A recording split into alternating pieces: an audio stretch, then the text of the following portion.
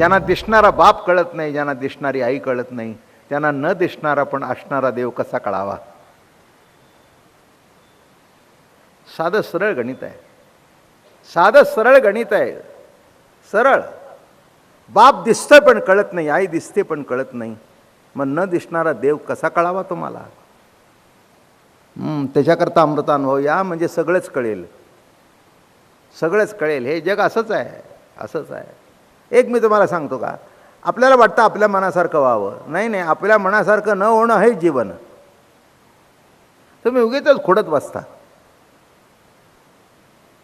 आहे का? खोडत बसणं ना नामे जास्ती अडकणं. खोडत बसणं याचा अर्थ परतंत्र होणं. माझं बोलणं कळलं का? कुडत बसणं नामे परतंत्र होणं, मुक्त असणं.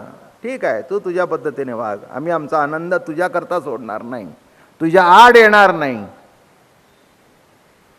तुला आड होईल असं आम्ही वागणार नाही, पण आमच्याही जीवनाच्या आड तुला येऊन देणार नाही. आनंद भोगावा आपला. उगीच गुंतागुंती करण्याचं काही कारण नाही आहे. मी काही ब्रह्मचारी नाही, मी काही संन्यासी नाही, मी पारमार्थिक सुद्धा नाही, साधा संसारिक आहे. देवाच्या कृपेने जेवढं सांगता येतं तेवढं सांगतो, जेवढं कळलं मला अनुभवात आलं तेवढं सांगतो. आणि याला जर परमार्थ म्हणत असाल तर जरूर म्हणा. पंढरीची वारी नेमाने करतो, रोज ज्ञानेश्वरी वाचतो, हे सुद्धा त्यांनी बुद्धी दिली म्हणून. ती जर बुद्धी फिरली तर मला माहिती आहे, ज्यांनी माळा घातल्या त्यांनी माळा काढून टाकल्या, त्यापेक्षा न घातलेली बरी. म्हणजे तुम्ही घालू नका असं नव्हे, काय पण घातली तर त्या माळेचा अनादर करू नका.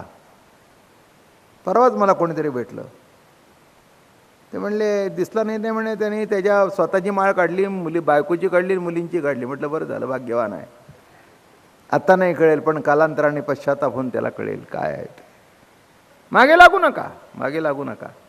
कोणाच्याही मागे लागल्यानंतर आपण आपलं सुख हरवून बसतो. मागे लागणं नामे परतंत्र होणं, नाही का? मागे लागणे शब्दाचा अर्थ काय? परतंत्र होणं, परतंत्र होणं. लक्षात ठेवा, या दृष्टिकोनातून विचार केला तर तुम्हाला आनंद भोगता येईल, तुम्हाला सुख भोगता येईल. म्हणून या ठिकाणी म्हणाले पालखी चालली आपली, कळलं का? स्वप्नात पालखीत बसला नाही खाली, ते निद्रा जेव्हा नाही तेव्हा जो जैसे ते टाई तैसा जी स्वप्नी काही न देखीजे. अरे काय घडलं म्हणाले पुढे, जो निद्रेत आहे त्याला प्रत्यक्ष स्वप्नात काय दिसणार आहे? आरिसा आपण न पाहे परी मुखचे पाया वाया जाय, ते नेविणाय आपण पाहणिक. आरसा आहे बघा, आरशात पाहिलं तर मुख आहे, आरशात नाही पाहिलं तर मुख नाही का? काय आरशात पाहिलं तर मुख आहे, न पाहिलं तर मुख नाही का? अरे आरशात पाहिलं तर मुख आहेच आहे, न पाहिलं तरी आहेच आहे, पण पाहण्यामधून आनंद आहे. पाहण्यामधून तो दृष्टांत चाललाय, पाहण्यामधून काय आहे?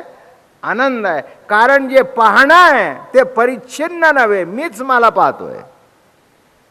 काही वेळेला अलीकडच्या मुलांना तोंड धुण्याची सवय नसते, मग आपण सांगतो जरा तोंड धुवा ना. नाही धुवा ना, अहो तुमचंच तुम्हाला बरं वाटेल, कळलं का? आमचं तोंड नका धुवू, आमचं तोंड धुवू नका, तुमचंच तुम्ही धुवा, म्हणजे तुम्हाला स्वच्छ वाटेल. तसा अमृतानुभव म्हणजे आपणच आपलं तोंड धुवून आरशात आपल्याच बघणं, हाच अमृतानुभव. माझं बोलणं कळलं का? दुसऱ्याचं नाही, आपलंच. आपल्या ठिकाणीच आपल्याला आपल्या प्रभू प्रेमाची प्रतीती घेणं नामे अमृतानुभव. आणि म्हणून महाराज या ठिकाणी तैसे आत्मया ते आत्मया न देखे यी पै माया, तरी आत्मा वावगो की वाया तेची ते का. आत्मया ते आत्म्या न देखी जे. आता आत्मया आत्मा जर आत्म्याला पाहतोय, तिथे माया आली कुठे? आत्म्याचं दर्शन आहे, कुठे माया आली? सर्व संसारामध्ये दर्शन त्याचंच आहे. एवढा संसार मांडला पण बाबूराव लोपले नाहीत.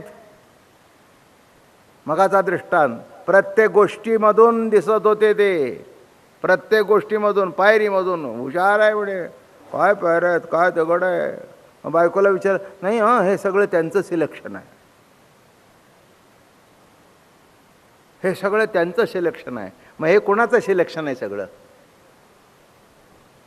हां, नाही नाही, माझ्या सकट इथे आहेत ते आणि इथे नाहीत ते कोणाचं सिलेक्शन आहे? हां, त्या मालकाचंच सिलेक्शन आहे ना. म्हणून मालकाने जे सिलेक्ट केले ते वाईट नाही. कळलं का तुम्हाला? तसं तुम्ही म्हणजे तुम्ही नव्हे, तुम्ही म्हणजे विठुरायाचं सिलेक्शन आहे. सिलेक्शन आहे. अजून जरा चांगलं वाटावं म्हणून सांगू तुम्हाला, सिलेक्शन आहे म्हणून प्रवचनाला येऊन बसलाय, नाही तर इलेक्शनला गेला असता. स्वप्नात लग्न झालं, काय प्रत्यक्षात होत नव्हतं, कारण जवळजवळ 20-25 मुलींनी त्याला नको म्हटलं होतं. त्याला कारण मला विचारू नका, ज्याचं नसेल त्याला विचारा. मला काय, मी काही बघितली नाही आणि काही नाही. पहिल्यांदाच आमच्या घरून आली, आम्ही पास केली, त्यांनी पास केली, प्रश्नच नाही. तर बघण्याचा काही प्रश्न, पूर्वीच्या काळी मुलांनी मुलगी बघण्याचा प्रश्न नव्हता. वडीलधाऱ्याने मुलगी बघितली की आपण मान खाली घालून हो म्हणायचं. आपलं नशीब असेल तर चांगली मिळते, माझं नशीब फार चांगलं आहे.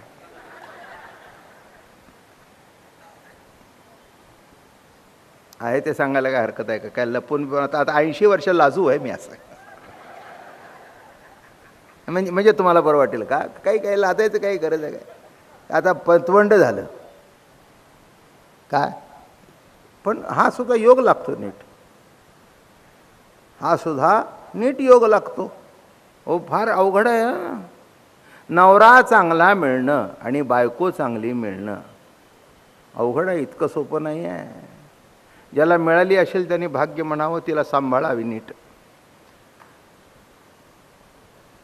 आणि ज्याला नवरा चांगला मिळाला असेल त्या बाईने सुद्धा त्याला नीट सांभाळावं, बरं का. पोराबाळ्यांच्या ताब्यात तर कधी देऊ नये. मी तुम्हाला वर्म सांगतो, बाईने आपला नवरा आपल्या पोराबाळांच्या ताब्यात देऊ नये आणि पुरुषांनी आपली बायको आपण असे तोपर्यंत पोराबाळांच्या ताब्यात देऊ नये, तरच खरा नवरा, खरंच खरी पत्नी. जरा व्यवहार सुद्धा सांगतो, जाताना इस्टेट असेल तर असं लिहून ठेवा की आहे तोपर्यंत ती उपभोग घेईल, ती गेल्यानंतर तुम्ही, म्हणजे त्या इस्टेटीच्या लोभाने का होईना पाणी पाजायला येतील, नाही तर उचलायला सुद्धा यायचे नाही ते हरामखोर.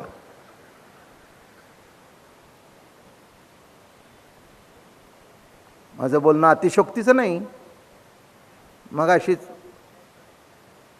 ज्यांचं वृद्धाश्रम उघडली त्यांचा फोन होता, ते म्हणले आता आम्ही 25वा उघडतोय, तुम्हाला ऐकून आवडणार नाही. 25वा उघडतोय. माझं म्हणणं नीट लक्षात घ्या. आणि मी त्यांना एक सांगितलं, मला म्हणले वा महाराज तुमचं म्हणणं अगदी 100% खरं आहे. म्हटलं मी तुम्हाला सांगू का, झोपडपट्टीतली बाई तुमच्याकडे येणार नाही, झोपडपट्टीतला बापही तुमच्याकडे येणार नाही. तो झोपडीत आपल्या आईबापाला सांभाळेल.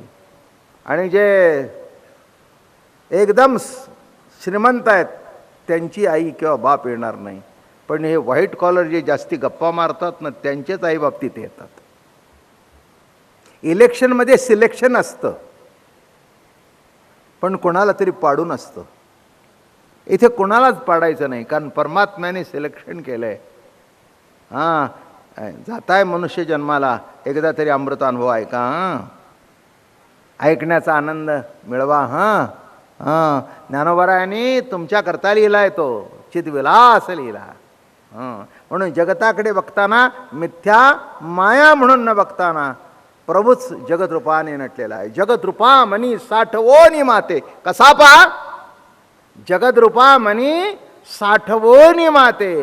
जगतामध्ये मला साठवून बघ, म्हणजे तुला आनंद भेटेल, म्हणजे तुला आनंद भेटेल, म्हणजे तुला त्याच्यामधलं वाईट बाजूला सरेल. म्हणून प्रत्येक गोष्टीमध्ये अर्थ चांगला कसा काढायचा हे अगदी 100% तुम्हाला जमेल किंवा 100% मला जमलंय असं मी दावा कधीही करणार नाही आणि कुणीही करू नये. पण मला असं वाटतं 100%कडे वाटचाल करायला काही हरकत नाही. एवढं तरी पटलं ना? काय मी काही मला उपाधी लावून घेतली नाही आहे, अमका का तमका काही नाही. एक साधा वारकरी, पंढरीचा वारकरी, बस. पंढरीच्या वारकऱ्याच्या पोटी जन्माला आलो. जावं ते पंढरीचं वारकरी म्हणून जावं आणि पुढे जन्माला यावं ते पंढरीच्या वारकऱ्याच्या पोटी जन्माला यावं. बस दुसरं काही जीवनामध्ये मागायचं नाही, काही नाही आहे. त्या हरिदासाचे घरी असं उपोजवा जन्मांतरी म्हणसी काही मागा हेची देगा पार. तुम्ही उशेशर लागता अमकाय तमकाय आदर परम. मला काही त्याच्यात वाटतही नाही. काय आम्ही नाहीच आहे काही. आम्हाला माहिती आहे नाही का. लग्नाला जायचं होतं मोठ्याच्या, मग बहिणीच्या बांगड्या मागून घेतल्या, पाटल्या मागून घेतल्या. सगळे म्हणलं काय सुंदर ना, काय सुंदर. सगळे जरी म्हणत होते तरी ते आतलं खात होतं. आपलं नाही, आपलं नाही, आपलं नाही, आपलं नाही. घरी गेल्यानंतर तिला काढून दिलं. म्हणले बाई घे, तुझ्यामुळे मला क्रेडिट मिळालं पण माझं नाही. कळलं का. तसं प्रभूमुळे आम्हाला क्रेडिट मिळतं आहे. नाही कळलं. प्रवचन झाल्यानंतर ही वाणी त्याची त्याला काढून द्यायची आहे. आमच्याकडे काय आहे. फक्त कृतज्ञता म्हणायचं त्या बहिणीला की विश्वास ठेवून दिलंस. आजकाल कोणी कुणावर विश्वास ठेवत नाही, पण 50 टोण्याचे दागिने मला वापरायला दिलेस 2 तास. उपकार आहेत तुझं. तसं पांडुरंगा पंढरीचं वारकरी केलंस. दादा महाराज सातारकरांच्या कुळामध्ये जन्म दिलास आणि रोज प्रवचन कीर्तनाचा आनंद भोगतो. हे तुझे किती उपकार आहेत. तुझं पावले माझा नवस पुरवी आता. तुका म्हणे राखे आपुलिया शरणांगता. विचार मागुतास रे तर्कू आयणीने घे अंगी दयाच्या. किती सुंदर ओवी आहे बघा. विचार मागुता पावली सरे तर्कू आयणीने घे अंगी दयाच्या. पुढासने पादरे मागा चालती अक्षरे शब्द पाठी अवतरे कृपाधी.